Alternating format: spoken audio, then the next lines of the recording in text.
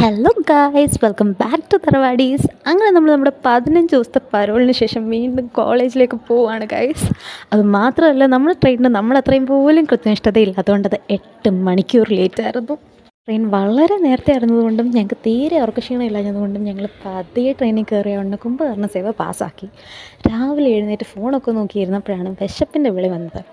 അങ്ങനെ എല്ലാവരും വീട്ടിൽ നിന്ന് ചപ്പാത്തിയും കറിയൊക്കെ കൊണ്ടുവന്നിട്ടുണ്ടായിരുന്നു. അങ്ങനെ പതിയെ ഫുഡൊക്കെ കഴിച്ച് അങ്ങനെ ഇരിക്കുമ്പോഴാണ് സൂസുൻ്റെ വീട്ടിൽ നിന്ന് കോള് വരുന്നത്. സൂസു ആണെങ്കിൽ അപ്പയുടെ ശബ്ദം കേട്ടപ്പോൾ ആകെപ്പാടെ കരഞ്ഞ് കുളമാക്കി. അതുകൊണ്ട് ഞങ്ങളെല്ലാവരും ചിരിച്ചു ഗൈസ്. നിങ്ങളിത് കാണുക.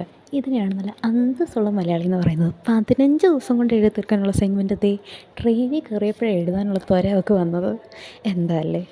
നമുക്കെല്ലാം ഭയങ്കര ഒത്തൊരുമയായതുകൊണ്ട് അമ്മുവാണ് അസൈൻമെൻ്റ് എഴുതിയെങ്കിലും ക്ഷീണം നമുക്കൊക്കെയാണേ. എന്നാൽ പിന്നെ ഒന്ന് പതിയെ തല ചായ്ക്കാമെന്ന് വെച്ചിരുന്നപ്പോഴോ ദേ കിടക്കുന്നു. ഒറ്റ ഐറ്റങ്ങളും വരെയൊക്കെ ഉറങ്ങാൻ സമ്മതിക്കത്തില്ല. വെറുതെ ആവശ്യമില്ലാത്ത ഓരോ കാര്യം പറഞ്ഞിട്ട് ഇങ്ങനെ ചൊറിഞ്ഞിരുന്നോളും. ഈ കൂട്ടുകാർക്കും ചൊറിയുമ്പോഴും ഒരേ സ്വഭാവം എന്ന് പറയുന്നത് വെറുതെ അല്ലല്ലേ. ഉറങ്ങാൻ പറ്റിയോ അതുമില്ല. എന്നാൽ പിന്നെ പുറത്തെ കാഴ്ചകൾ കണ്ടിരിക്കാമെന്ന് വെച്ചപ്പോഴോ ദാണ്ട് കിടക്കുന്നു. അടുത്തതിന് പിരികളകി. പിന്നെ അങ്ങോട്ട് നടന്നു നോക്കുക. ചരിത്രമാണ് ഗൈസ്, നിങ്ങൾ തന്നെ കണ്ടു നോക്കൂ.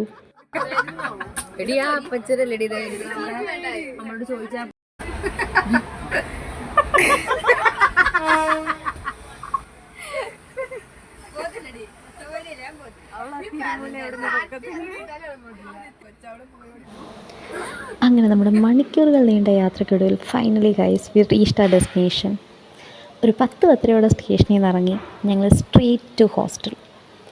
സത്യം പറഞ്ഞാൽ യാത്രയൊക്കെ ഭയങ്കര സുഖകരമല്ലായിരുന്നെങ്കിലും ഇതൊക്കെ പിന്നീട് എടുത്ത് നോക്കുമ്പോൾ ഓരോ മെമ്മറീസ് അല്ലേ.